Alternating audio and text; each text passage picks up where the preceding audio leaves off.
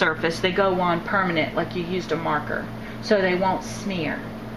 And when I say prep surface, I mean something that has gesso on it, it has gel medium on it, even gelatos act as a prepped surface. So I'm going to go ahead and I'm going to use this directly onto my gel stamp, just like this.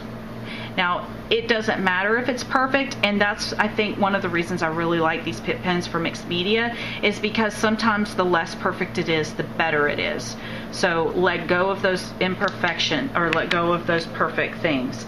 And what I want to do here is I'm going to take my layout and I'm going to break it out into thirds. And when I say that, I mean a third going horizontally and a third going vertically. And I want to stick to 2/3 of my layout being in one particular corner of the layout, so like right in here. So I'm staying to this 2/3 is going to be empty, this third is going to be a different. So my line is not going to be right in the middle of the horizontal. It's going to be a little more off center, okay? So I want to sit maybe about, thinking maybe about right here. And I'm not going to go all the way to the edge with this. I'm just going to lay it down and lift it up. Okay? And I have this nice chunky line here. I'm going to do it again. I talked too much and my ink dried out. And if it does that on your stamp, all you have to do is blow on it a couple of times and it will reconstitute. So let's just do that again. And again, it doesn't matter. I'm going to stamp right over the top of it. See that chunky line? Look at how gorgeous that is. Love this. Love it. Okay? And I'm going to come all the way to the edge on this side. Okay?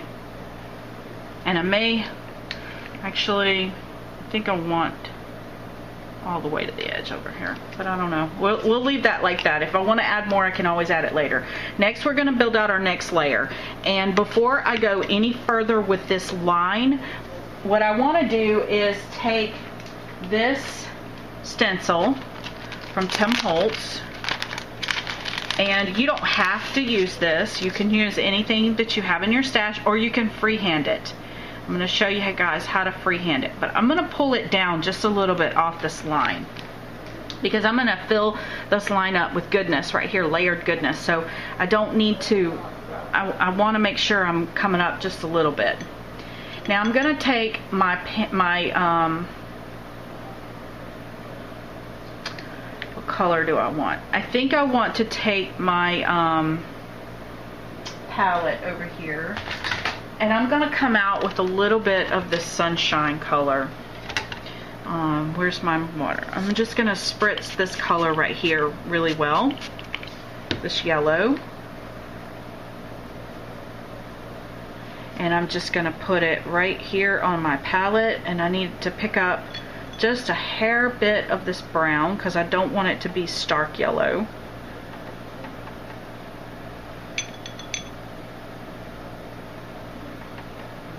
Maybe a little more yellow. So we have this nice golden color right here. Okay? I'm going to put the palette to the side. And then I'm just going to start painting in right over the top of this. Some of these can be lighter than others. Doesn't matter. Now, if you have the glass bead glitter gel from Faber-Castell, this would be an awesome thing to use that on. But the Rana Ferrer style it has a lot of these sunbeams in it. So I just thought this would make a really nice touch to my layout. Does anybody have any questions? This will help to accent out my yellow flowers as well.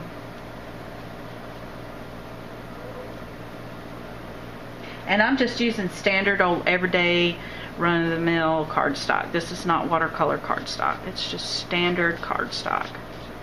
And that one got a little bit dark, so I'm going to pull that over here. Now, if you don't have the watercolor set, you could, by all means, you could use Distress ink to do this technique. You could use any ink pad you had You could even use the little Prima Chalk inks if you wanted to. Your gelatos would be amazing with this technique as well. Now when I lift this up, notice how the sunbeams are kind of squared off, and I don't like that squared off look.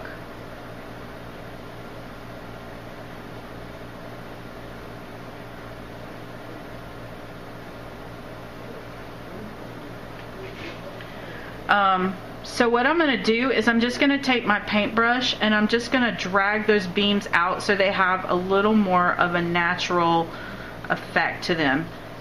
I don't want them to look so squared. And you just need a little water and a little bit more of that paint and just drag them out.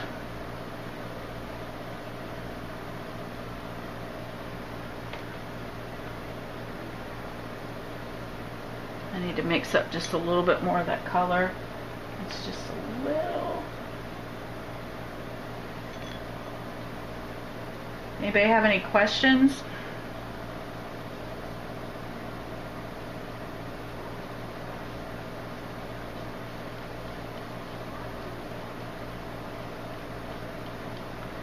Now, I'm not sure at this point if I want to do them going out the top as well, but I think I'm not going to. I think I'm just going to keep this coming out the bottom for now. So does anybody have any questions? I just don't like the way they look. Now, to be honest with you, I think I might just actually continue on this way.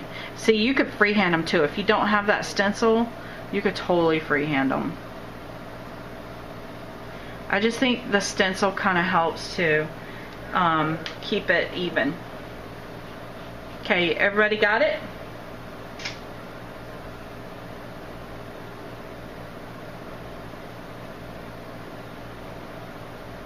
Anybody have any questions before I move on?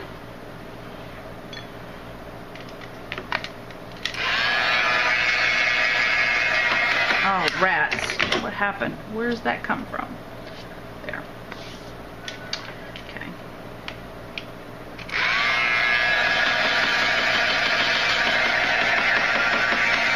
I love the subtlety of this.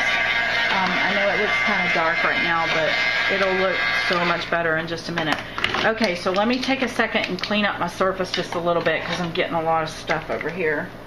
And I don't want to drip that paint everywhere because I think I'm pretty much done with it. So I'm going to clean that out and put that away. Put my stencil away.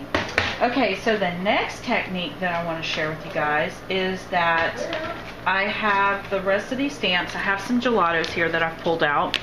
And I'm going to put this to the side. To clean these jelly stamps, you could just take a baby wipe and wipe them off. If you do it right away, the pit pen will come up. And if you happen to be like me and you put it to the side and you forget about it, a little bit of alcohol will wipe it up. Okay? Alright, so now, and I'm going to probably get some haters telling me about alcohol and jelly stamps, but by the time they corrode, I will have more than gotten my use out of them, so I'm not going to worry about it. So again, here's the technique on the stamping. This is what I do as I take this and I lay it down up against my ruler, get my ruler lined up, and with the Tim Holtz ruler it's easy to do because it has a grid. Butt my stamp right up to the edge of that ruler so it's nice and even. Move the ruler out of the way and lay the stamp down. Lay the stamping block down. And there you go, perfectly straight. Look at that. Okay, so now I'm going to take the pink gelato, and this one I think is bubble gum. And I'm going to rub that across. No, this is guava. This one's guava. I'm going to rub it across there, but any of the pinks would work. You don't have to use this one. This is just the one I grabbed out. You want to use the one from last month's kit, use that one. It's perfectly fine. Now, in order to activate the gelato on the stamp, and I'm going to do it off camera because I don't want to get my surface wet, I'm going to take this and mist it with a little bit of water. Okay? Not a lot. You don't need to drown it. In fact, I got a lot of moisture here on my stamp pad. I'm just going to wipe it away. Okay? And then I want my arrows to point towards my photograph. And I know my photograph is going to be sitting in the middle of the sunbeam. So I am going to add them right on top of that line. Okay? And you may or may not see them. I do not know. But they are fun. I may end up covering them up, but this is the Rana Ferrer style, and this is the, honestly, this is the look I'm after, and it's all part of the process. If we cover it up, we cover it up. And then I'm going to come back over here,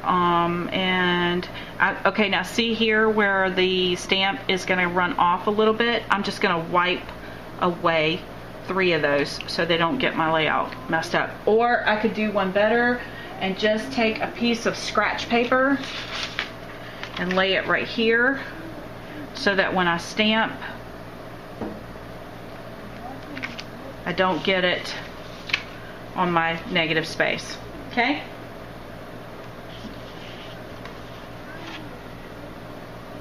And that's what it looks like so far. Gorgeous, right? Okay, so next let's do the blue. So I'm going to pull this one off and set it to the side because I need to clean it. And same technique, different color, just grab out a blue. And again, if you have the Stampers Big Brush Artist pens, you could definitely use those. You can use ink, you can use anything you want. I just wanted to share with you a technique that you can use with your gelatos. So we have this one. This is the one that has these like little dots. I love that one. So again, I'm going to lay it down. I'm going to line up my ruler, butt that right up to the edge of that ruler so it stays nice and straight. Lay my stamp on it, pick it up, color it up with my gelato. This is the cotton candy.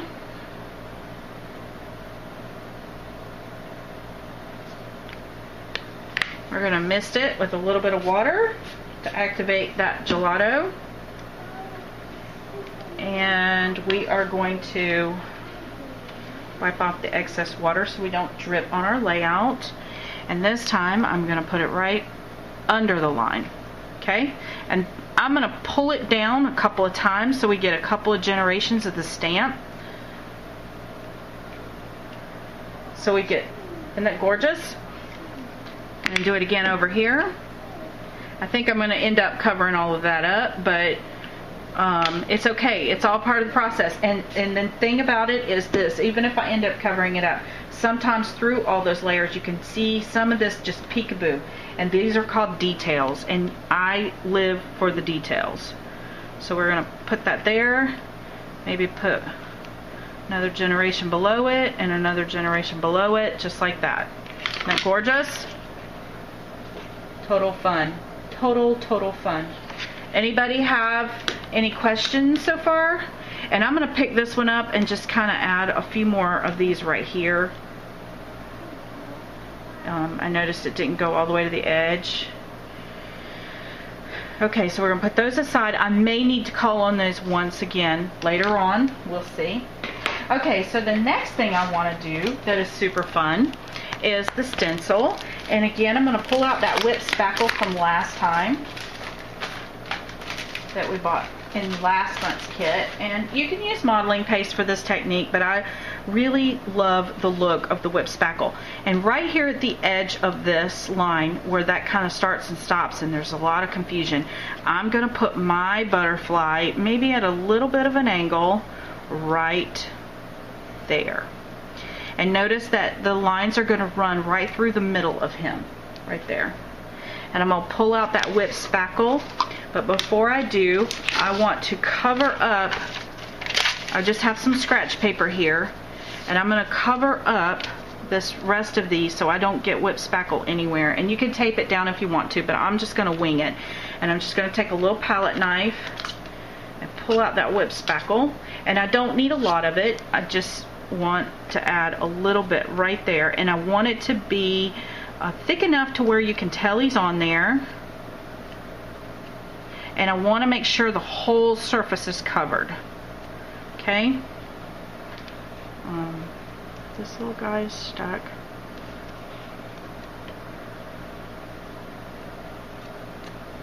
And it doesn't matter that you can see through him. You won't be able to in just a minute when I share this technique with you guys.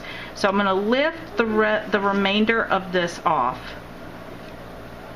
I'm just getting a really nice coat on there.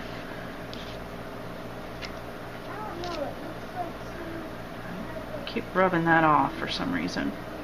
Okay, so this is really nice coverage. I'm going to remove this, pick the stencil up.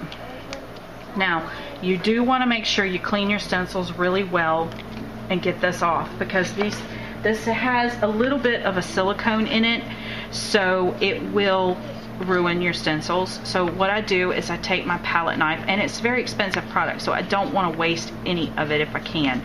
So I'm just going to take it and scrape it off and scrape it back into my jar, and I'm going to take my jar and I'm going to push all of this around the rim back down into the body so that it stays moistened. Okay, and then I'm going to take and put the lid back on this really tight because you don't want it to dry out. It's a very expensive product.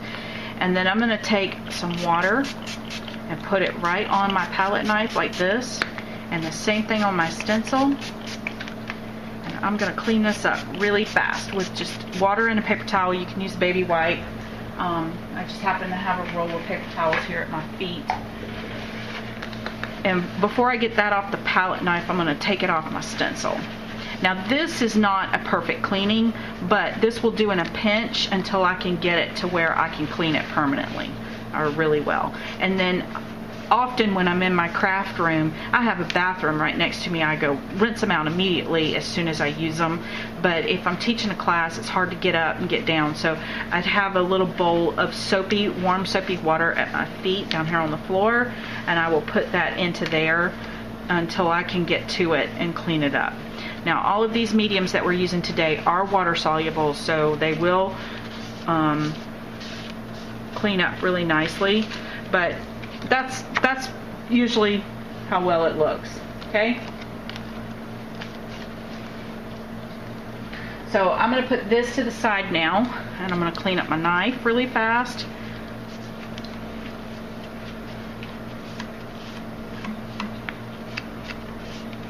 Clean up my work surface.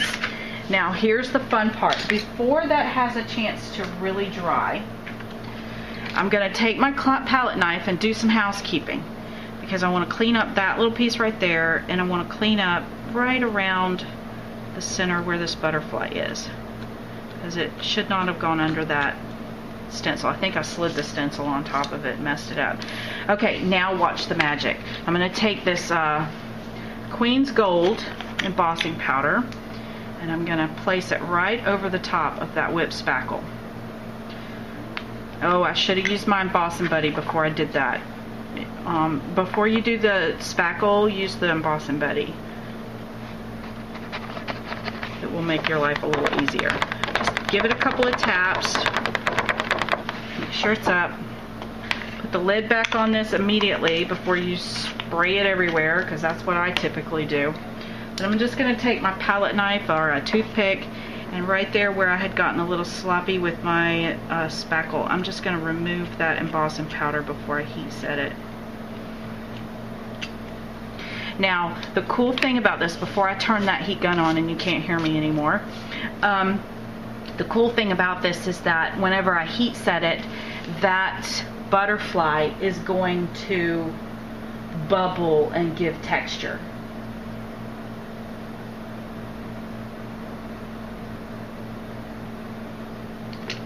So here we go. You ready? Are you ready to watch the magic?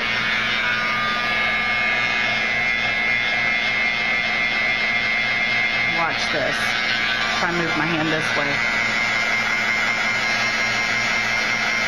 Look at that. You see it?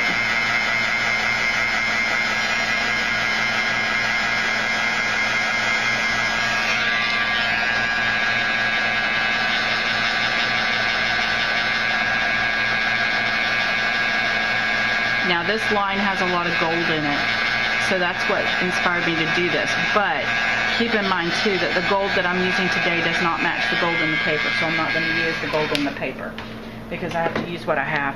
But look at that. Look at how gorgeous that is. And he looks gold foiled. Look at him. Isn't that awesome?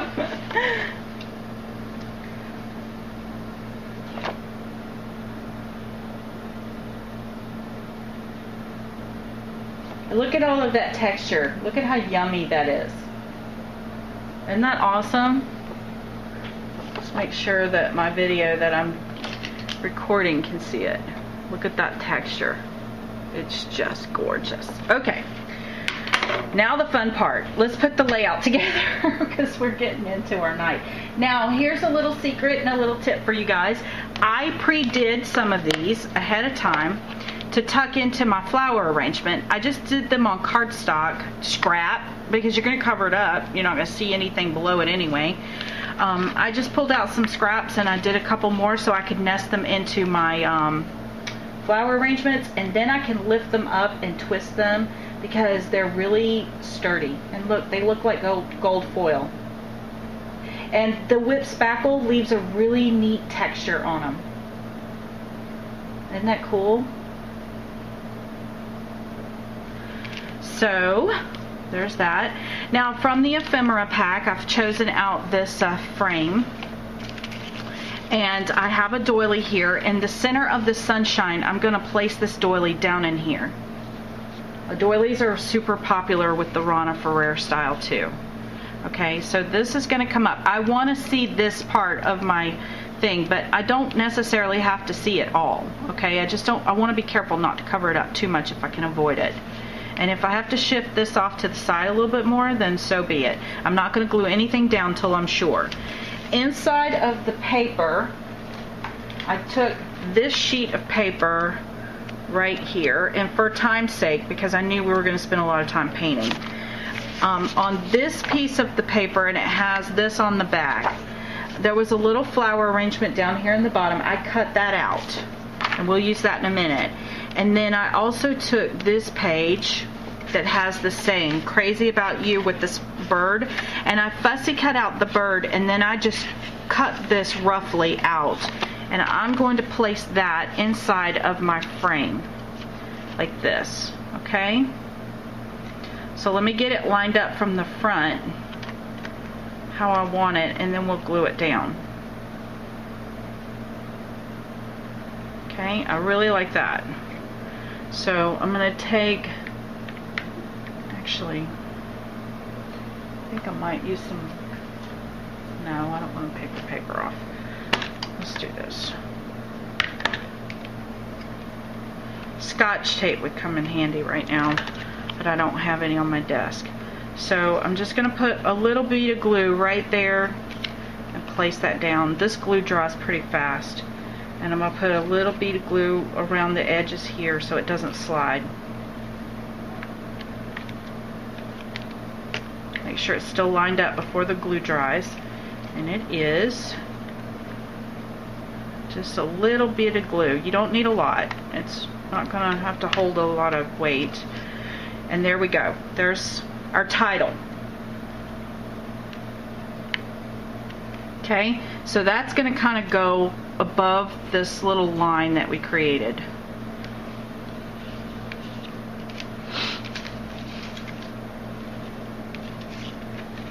Maybe a little on top of that doily right there. I'm not going to commit to anything just yet. Okay, and then I also have, like I said, I have this, where did it go? I have this guy, and I was thinking that this was cut off of this paper with the banner on it. Okay, and I was thinking that this would be a great way to pull in that butterfly to the line. So there's a way you can hook it around and make it appear like it's part of the line. And I may have to kill this off a little bit, and that's fine too if I do.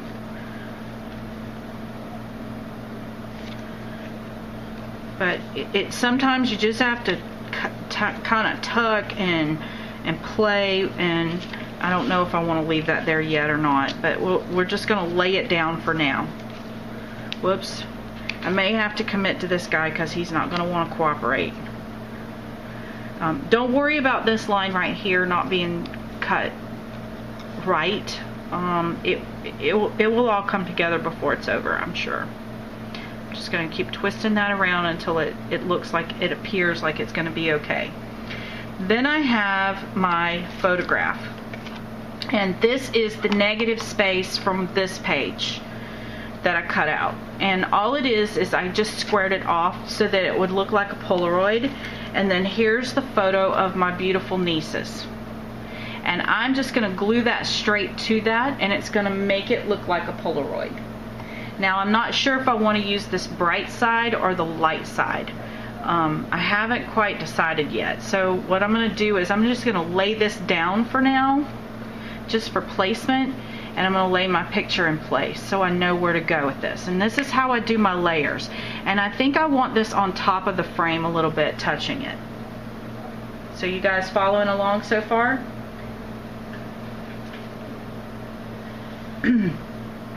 Now I have my sprays that I want to build out. I have this little bird that I cut out of the paper collection, and he will hide the transition between the frame, the doily, and this frame. So I think I'm going to sit him here. You don't want to put him on this side of the frame because he's looking off the page. So you want him to be like he's looking at the photograph. So he's going to kind of go in here somewhere. And I'm not quite sure of the placement. He might need to come up a little bit more on the line. He might need to drop down a little bit more. So I'm not gluing anything down at this stage. Then I have this gold doily that we talked about, and I have the gold here. Let's move those out of the way for now. I have the gold here, so I'm thinking I might want a touch of the gold up here, and I may end up cutting this in half because I don't want to waste any of it. So let's place that right there in that corner, like that. I might need to place it like in just a little bit more.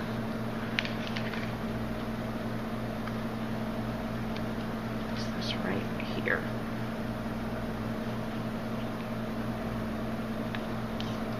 So are you guys following me so far?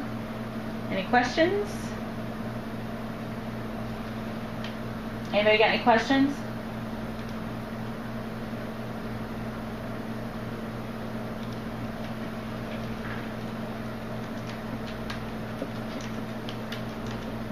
If you guys are in the social stream, then you're not chatting with the group. You need to go up to menu and choose chat, and the chat will show up if you're logged in. Okay, so there's that. And we got a lot of color going on here, but it's time to start thinking about our dies. And I have these dies from Dynamites that we cut out. That one's been decapitated. This is what they look like when you first cut them out. And I was very careful when I took them out of the die to hang on to the negative pieces, because this is the negative piece of this. Looks like a little flower, which could be used in this somewhere, like sprinkled on. But this is how I decided to color them. Let me move this out of the way for just a second. I took the Prima chalks, and I was trying to be super careful not to paint the whites of these flowers. And I just want to say, I don't care about these little ones because you're really not going to see them too much. But if you turn the die this way, and you take and you use the very tip, you can also use a paintbrush if you want to.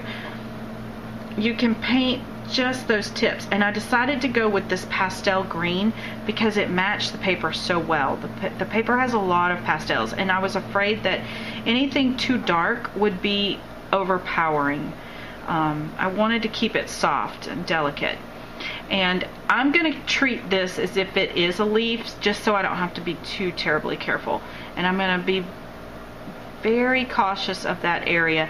Now, if for some reason you happen to get the flower white, don't panic. Just cut it out again in white paper, and then paper piece it over the top, and then that would cover it up.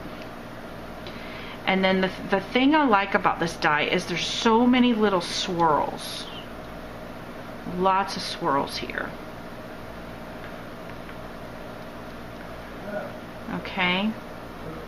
And I'm just going to keep coloring that. in. Now there's a butterfly right there, and I'm going to leave him alone for right now. I don't want to color him. I'm going to color this over here. Now you can color these pink. The flowers, you can color them pink if you want to. You can color them with the same method that we did with the others, where you just, you know, watercolor over the top of them. You could use your Pitt pens, you could use your distress pens, you could use your you know, pretty much anything in your arsenal. I just love the soft color of this Prima flower, or Prima chalk here. Okay, so there's that. Look at how beautiful that is. And then I'm going to come back with the pink, and I'm going to color in my little butterfly here with the pink.